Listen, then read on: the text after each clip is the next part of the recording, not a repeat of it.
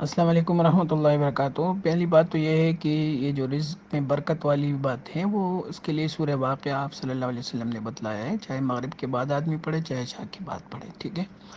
باقی جو اعتکاف کے بارے میں آپ نے اعمال کی بات کی یا دعاؤں کی، تو اس میں آدمی اپنے لیے باقاعدہ ٹائم مینجمنٹ کرے، ٹھیک ہے، کہ صبح میں نے یہ کرنا ہے، اس وقت سونا ہے، اس وقت جاگنا ہے، اس وقت تلاوت کرنی ہے، اس وقت نوافل پڑھنے ہیں، اور اس وقت میں نے اسٹڈی کرنی ہے، اور اس وقت میں نے ترجمہ قرآن پڑھنا ہے۔ ہم ترجمہ قرآن کو بالکل وقت نہیں دیتے، جس کی وجہ سے اللہ کا جو میسج ہے، اللہ کا جو کلام ہے، اس کو ہم سمجھتے ہی نہیں ہیں کہ اللہ ہمیں کیا کہہ رہے ہیں۔ طوطے کی طرح پڑھتے جا رہے کچھ پتہ نہیں۔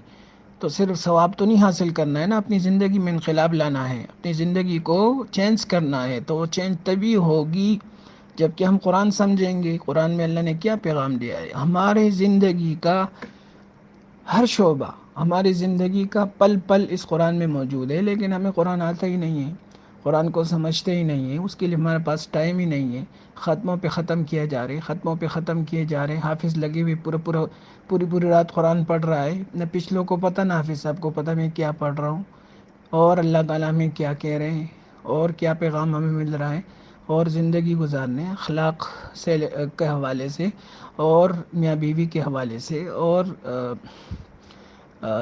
دوسرے تیسرے شعبوں کے حوالے سے اللہ تعالیٰ ہمیں کیا ارشاد فرما رہے ہیں، کیا حکم ہمیں دے رہے ہیں، ہمیں کچھ پتہ نہیں۔ یہ بڑی بد نصیبی ہے ہم لوگوں کی کہ یہ تو کہتے ہیں قرآن اللہ کی کتاب ہے، اور ہمارے گائیڈنس کے لیے اللہ تعالیٰ نے اس کو نازل کیا ہے، لیکن اس کو سمجھنے کے لیے ہمارے پاس وقت نہیں ہے۔ تو یہ ایسا ہو جائے گا جیسے کہ ہم انگلش کی کوئی کتاب پڑھتے جا رہے لیکن کچھ پتہ نہیں کہ ہم کیا پڑھ رہے ہیں۔ تو جس طرح اس کا کوئی فائدہ نہیں، پھر کلام پاک سے بھی ہم کوئی فائدہ حاصل نہیں کر سکیں گے، یوں ہی زندگی گزر جائے گی۔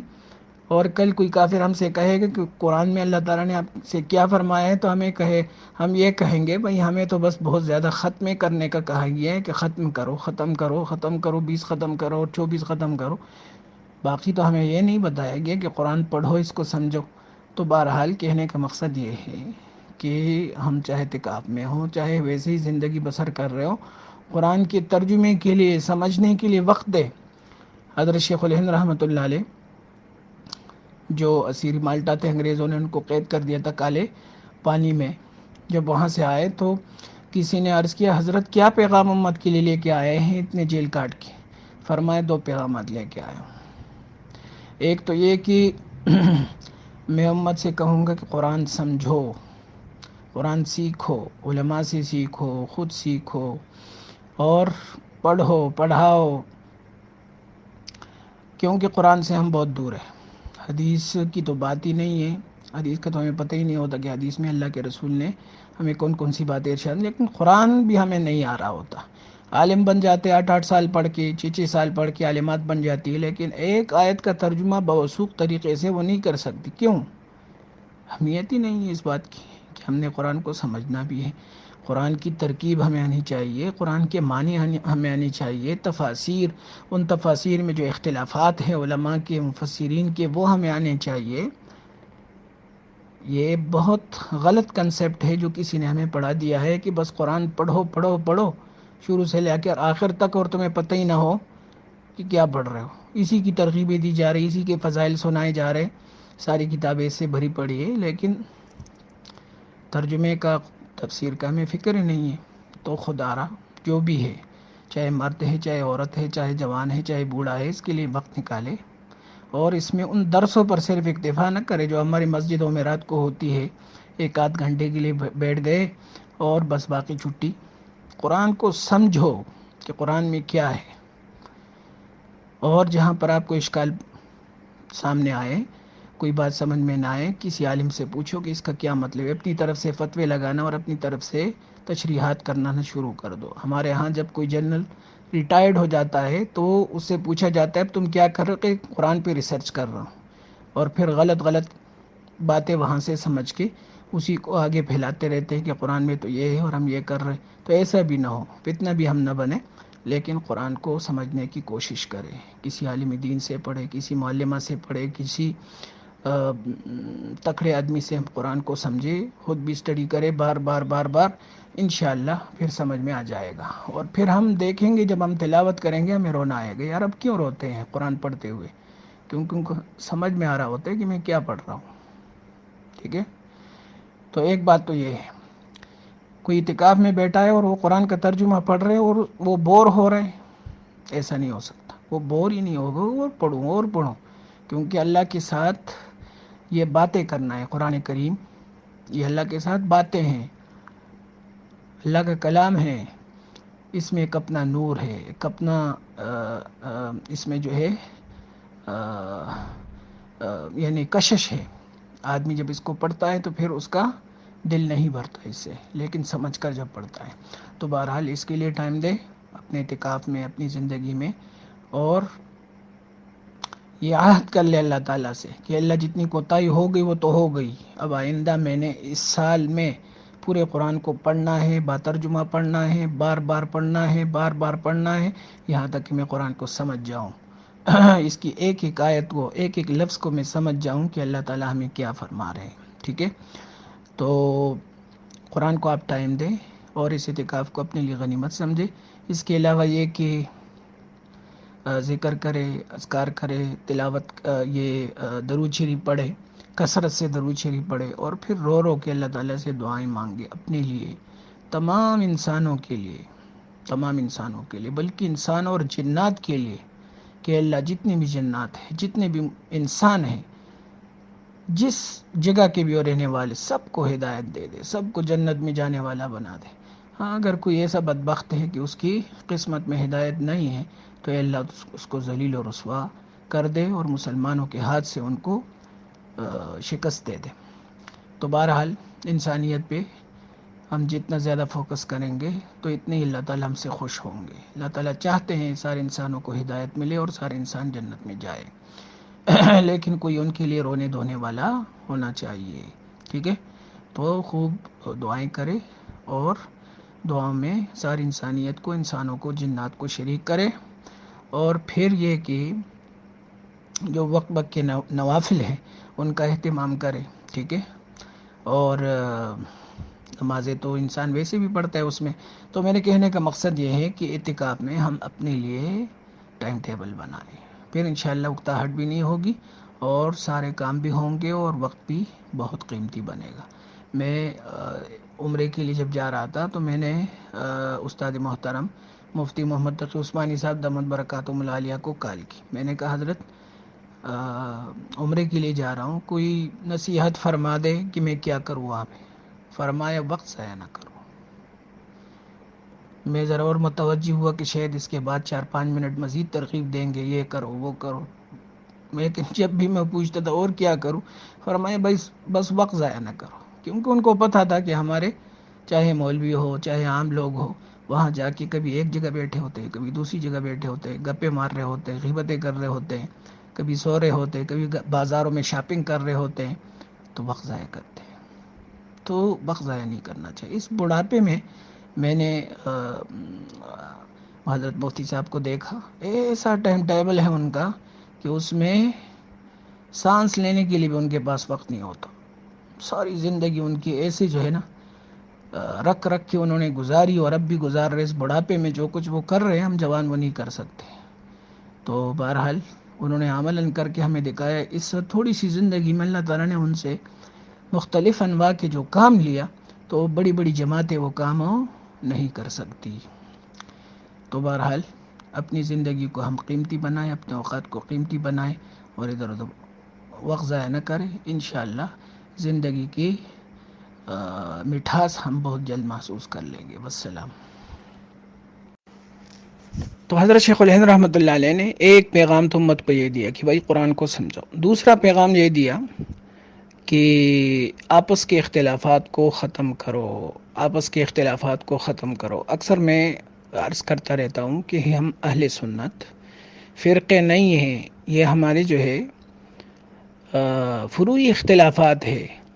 یہ بریلوی ہے، یہ اہل حدیث ہے، یہ دیوبندی ہے، یہ حیاتی ہے، یہ مماتی ہے، یہ گجراتی ہے.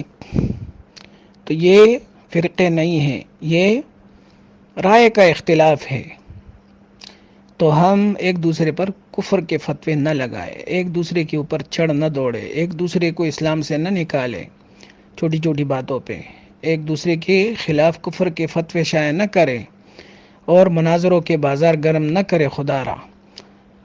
ہماری تبلیغی محنت ہے الحمدللہ، اس میں بس جو یعنی مثبت باتیں ہیں وہ بتائی جاتی ہیں تو کتنے لوگوں کے دل پلٹ جاتے ہیں ان کو پتہ بھی نہیں ہوتا، بریلوی کا عقیدہ صحیح ہو جاتا ہے، اور جو غیر مقلد ہے اس میں اعتدال پیدا ہو جاتا ہے، جو اشاعت توحید والے ان میں اعتدال پیدا ہو جاتا ہے، جو دیوبندی ہے ان میں اتباع سنت کا شوق اور بدعت سے بچنے کا شوق پیدا ہو جاتا ہے، اللہ کی ذات پہ یقین آ جاتا ہے۔ کیوں؟ اس وجہ سے کہ وہ پازیٹیو موضوعات کو چھیڑتے ہیں اور جو نگیٹو ہے ان کو چھیڑتے ہی نہیں ہیں، جس کی وجہ سے امت کی کتنے بڑے طبقے کی اصلاح ہو گئی۔ تو اس طریقے سے ہم سب کو ایک پازیٹیو ذہن اپنانا چاہیے اور تمام مسلمانوں کو ایک پلیٹ فارم پہ اکٹھا کرنا چاہیے کہ اپنی فروعی اختلافات کو بھول جاؤ اور جو بڑی بڑی چیزیں ہیں ان پہ اکٹھے ہو جاؤ، اور جو عالم اسلام کے خلاف لوگ ہیں ان کے سامنے ایک سیسا پلائی ہوئی دیوار بن جاؤ، آپس میں اتفاق اتحاد پیدا کر لو، تو دنیا کی کوئی قوم جو ہے تمہارا پھر مقابلہ نہیں کر سکتی۔ تو اہل سنت سارے ایک ہے، کوئی فرقے نہیں ہے، ٹھیک ہے؟ باقی شیعہ الگ فرقہ ہے، آغا خانی الگ فرقہ ہے، یہ اپنے آپ کو اسلام کی طرف تو منسوب کرتے ہیں لیکن اسلام کے ساتھ ان کا ادنیٰ تعلق بھی نہیں ہے، ان کا اسلام الگ ہے اور اہل سنت والجماعت کا اسلام الگ ہے، ٹھیک ہے؟ اگر کوئی ان کو آپس میں جوڑنے کی کوشش کرتے ہیں کہ ایک ہی چیز ہے یا سب وہ ہے، ایک مسلمان ہے، تو یہ غلط ہے، کیونکہ ان کی تو بہت ساری باتیں ہم سے مختلف ہے، جو بنیادی باتیں ہیں جن کا تعلق عقیدے سے ہیں، جن کا تعلق اسلام کی بنیادوں سے ہیں۔ تو ہم مسلمان آپس میں اختلافات کو بلا دیں تو پھر کوئی بھی کافر ہم پر مسلط نہیں ہوگا، بلکہ مسلمان ہی ہمیشہ کے لیے تائندہ و پائندہ و تابندہ رہ کے دنیا میں زندگی گزارے گا۔ تو شیخ الہند حضرت مولانا محمود الحسن رحمۃ اللہ علیہ نے دوسرا پیغام یہ دیا کہ آپس کے اختلافات کو خدا را ختم کرو، چھوٹی چھوٹی باتوں پہ اپنے آپ کو صرف مسلمان اور دوسروں کو کافر کہنا مت شروع کرو، اور اس پر مناظروں کے بازار گرم مت کرو، اپنی یہ صلاحیتیں جو پازیٹیو باتیں ہیں ان پہ لگا لو، وہ اتنی ساری ہے کہ اگر وہ ہمارے عمل میں آ جائے تو بھی کافی ہے۔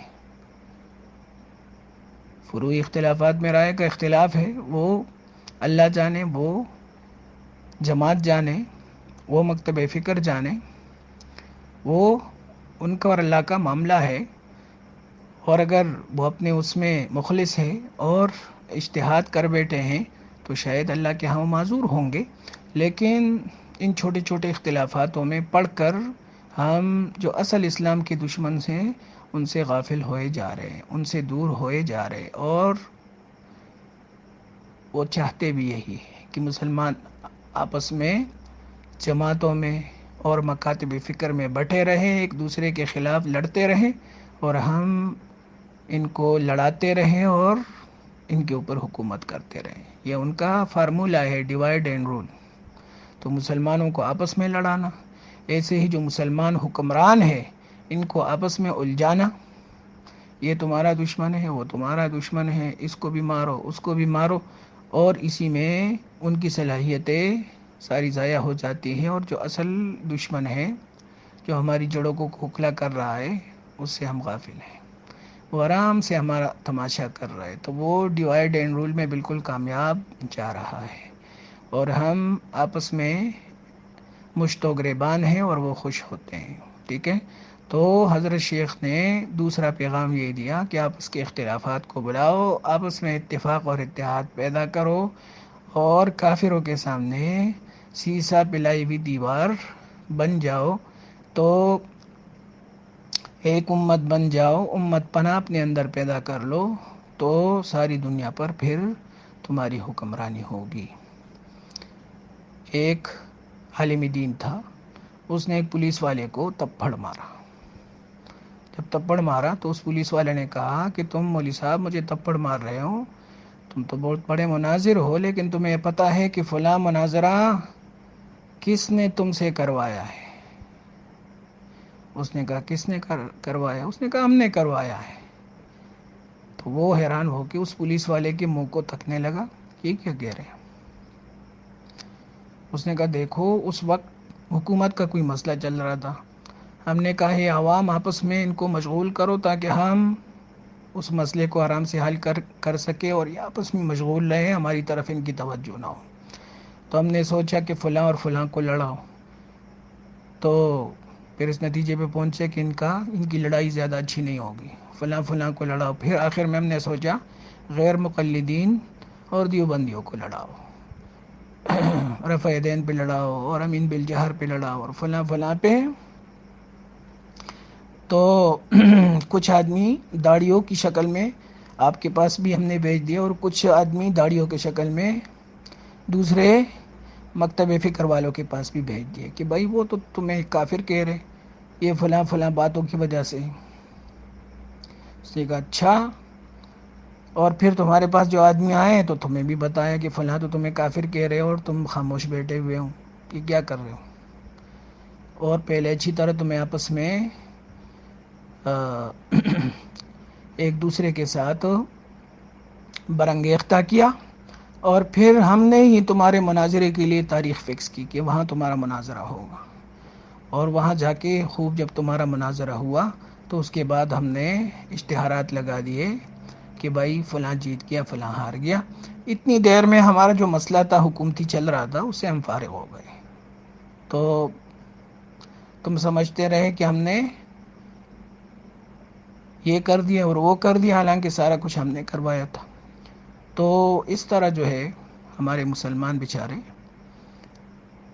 ان کی صلاحیتوں کو استعمال کیا جاتا ہے۔ تو حضرت شیخ الہند رحمۃ اللہ علیہ نے یہ جو فرمایا کہ میں امت کو یہ پیغام دوں گا کہ آپس کے اختلافات کو بھلا دو، اور جو پازیٹیو باتیں ہیں، مثبت باتیں ہیں، اتفاقی باتیں ہیں، ان پہ ایک ساتھ ہو جاؤ، اور جو اصل دشمن ہے تمہارا انگریز، اصل دشمن ہے تمہارا یہودی، عیسائی اور ہندو وغیرہ وغیرہ، ان کے مقابلے کے لیے ایک ہو جاؤ، اور قلم کے لحاظ سے، تلوار کے لحاظ سے، اور بندوق کے لحاظ سے، اور دوسرے تیسرے میدانوں میں ان کا مقابلہ کرو، تو پھر کوئی بھی تمہیں ناکام نہیں کر سکے گا، کوئی بھی تمہیں ہرا نہیں سکے گا، کوئی بھی تمہیں شکست نہیں دے سکے گا۔